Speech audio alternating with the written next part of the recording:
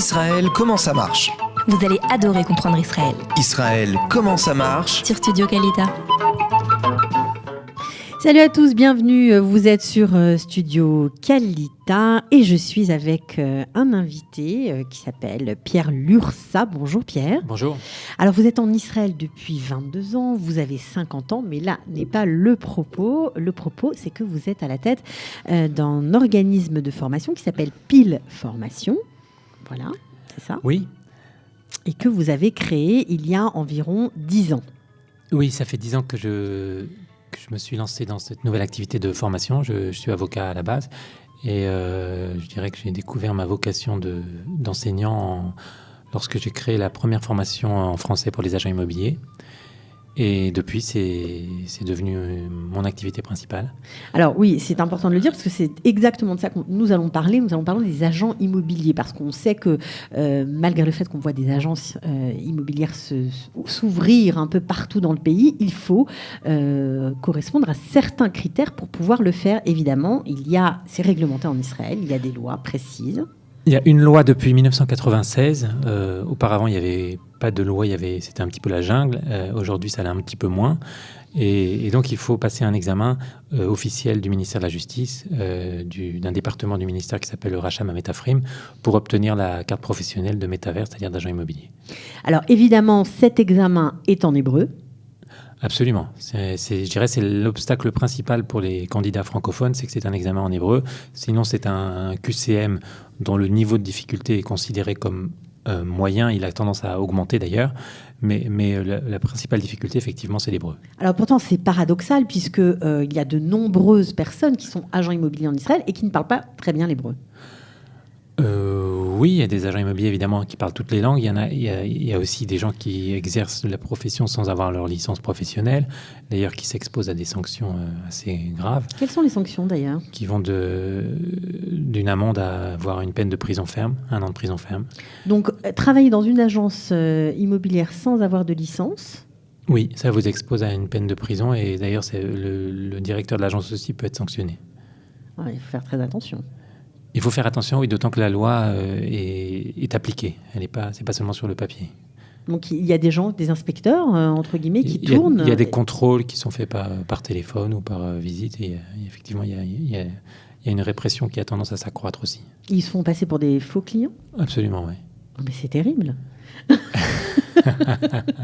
Ok, donc il vaut mieux être diplômé pour travailler dans le secteur de l'immobilier. Alors justement, votre formation, elle, bien que l'examen soit en hébreu, est en français. Oui, c'est une formation que j'ai développée pour les francophones, que ça n'existait pas à l'époque où je l'ai créée. C'était la première. Et donc, depuis 10 ans, j'ai préparé plusieurs centaines de candidats à passer cet examen et donc à obtenir leur carte professionnelle pour pouvoir ensuite exercer à leur compte ou dans une agence. Combien de taux de réussite dans votre formation ?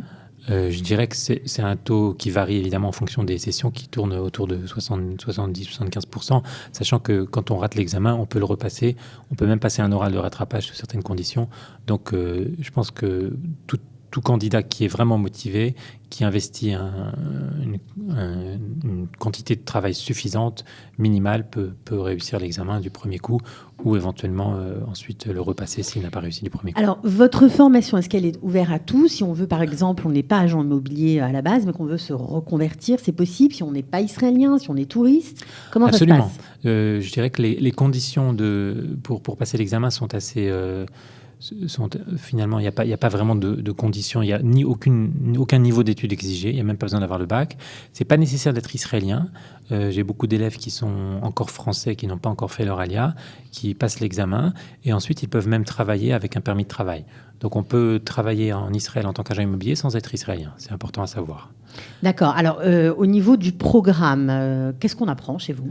En fait, on apprend du droit israélien. C'est un examen de droit, un examen théorique qui est, je dirais, qui est à la fois...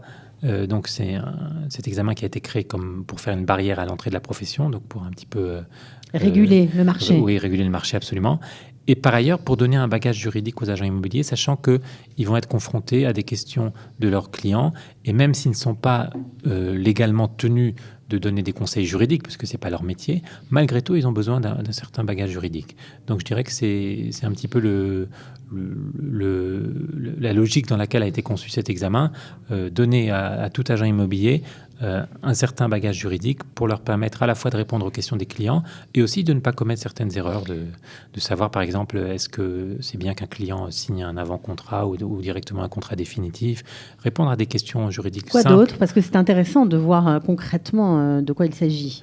Connaître aussi, je dirais, la base, peut-être le chapitre le plus important dans ce programme, c'est la loi sur les agents immobiliers pour savoir quelles sont les obligations professionnelles de l'agent. Quelles sont ses obligations de conseil vis-à-vis de ses clients?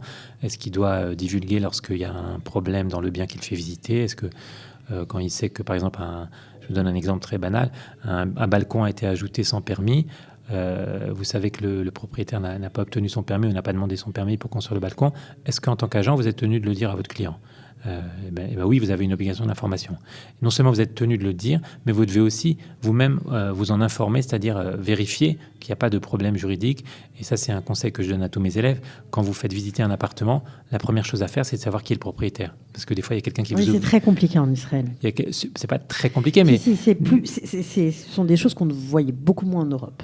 Oui, peut-être qu'effectivement, il y a des différences, bien sûr. C'est d'ailleurs, j'insiste toujours aussi sur pour mes élèves qui sont déjà agents immobiliers en France, je leur dis toujours, essayez d'oublier ce que vous savez et maintenant, c'est une page blanche, vous allez découvrir autre chose, un monde différent. Alors, cette formation se déroule de quelle façon et sur combien de temps ? Alors, c'est une formation qui aujourd'hui a lieu sous forme de formation intensive accélérée sur une semaine, 36 heures de cours sur une semaine, complétée par ensuite des révisions et aussi des entraînements sur les annales de l'examen. Donc, en fait, le 36 heures, je dirais, c'est la base, qui va permettre l'acquisition des connaissances de base, donc les lois au programme, et complété ensuite par un travail personnel sur les annales des examens qui est indispensable pour se préparer efficacement. D'accord. Et ça coûte combien, forcément ? Ça coûte 4 500 shekels.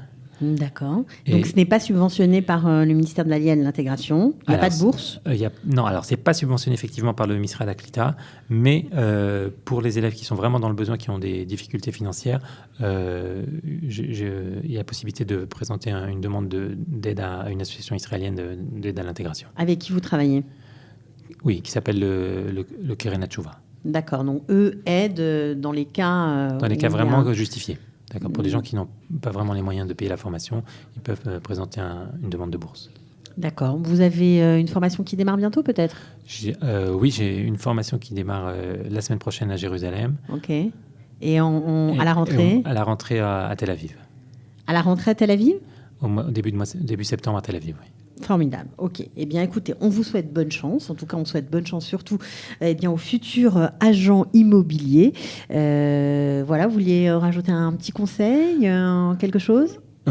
Juste insister sur le fait que la formation juridique est un métier véritable et donc j'encourage les gens qui se posent des questions à m'appeler pour avoir plus de renseignements et pour savoir effectivement comment se déroule la formation et comment est-ce qu'on devient agent immobilier en Israël. Alors, vos coordonnées vont s'afficher juste en dessous de la vidéo, mais vous pouvez aussi donner votre téléphone si vous le voulez avant de nous séparer. J'incite plutôt les auditeurs à taper mon nom sur Google et accéder à mon site directement avec toutes les informations. Donc, il s'appelle Pierre Lursa et le nom de son école de formation, c'est PIL Formation. Voilà, merci beaucoup d'être venu jusqu'à nous. Merci à vous. Et à bientôt. Israël, comment ça marche ? Vous allez adorer comprendre Israël. Israël, comment ça marche ? C'est tout de suite sur Studio Kalita.